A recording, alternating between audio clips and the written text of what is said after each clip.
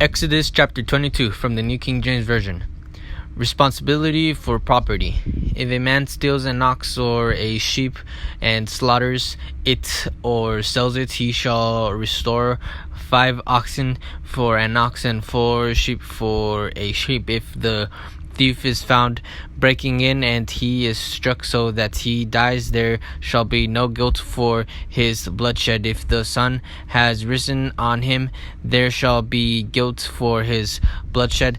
He should make full restitution. If he has nothing, then he shall be sold for his theft. If the theft is certainly found alive in his hand, whether it is an ox or a donkey or a sheep, he shall restore double. If a man causes a field or vineyard to be grazed and lets loose his animal and it feeds in another man's field, he shall make restitution for the best of his own field and the best of his own vineyard. If the fire breaks out and catches in thorns, so that standing grain and the field is consumed, he who kindled the fire shall surely make restitution. If a man delivers to his neighbor money or articles to keep, and it is stolen out of the man's house, if the thief is found, he shall pay double. If the thief is not found, then the master of the house shall be brought to the judges to see whether he has put his hand into his neighbor's goods. For any kind of trespass, whether it concerns an ox, a donkey, a sheep, or clothing, or for any kind of lost thing which another claims to be his,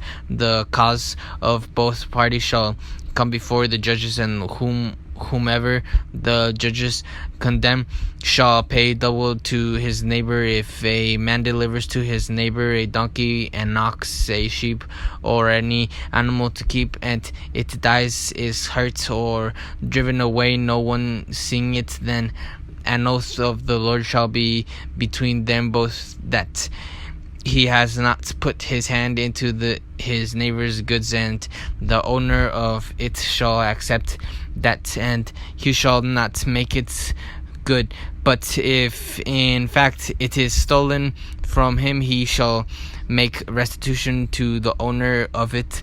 If it is torn to pieces by the beast, then he shall bring it as evidence, and he shall not make good what was torn. And if a man borrows anything from his neighbor and it becomes injured or dies, the owner of it not being with it, he shall surely make it good. If its owner was with it, he shall not make it good. If it was hired, it came from its hire. Moral ceremonial principles. If a man entices a virgin who is not betrothed and lies with her, he shall surely pay the bride price for her to be his wife. If her father utterly refuses to give her to him, he shall pay money according to the bride price of virgins. You shall not permit a sorceress to live. Whoever lies with an animal shall surely be put to death. He who sacrifices to any god except the Lord only, he shall be utterly destroyed. You shall neither mistreat a stranger nor oppress him, for you were strangers in the land of Egypt. You shall not afflict any widow or fatherless child. If you afflict them in any way and they cry at all to me, I will surely hear their cry, and my wrath will become hot, and I will kill you with the sword. Your wives shall be widows, and your children fatherless. If you lend money to any of my people who are poor among you, you shall not be like a money launderer to him. You shall not charge him interest. If you ever take your neighbor's garment as a pledge, you shall return it to him before the sun goes down, for that is his only covering. It is his garment for his skin that he will sleep in, and it will be that when he cries to me, I will hear, and I am gracious.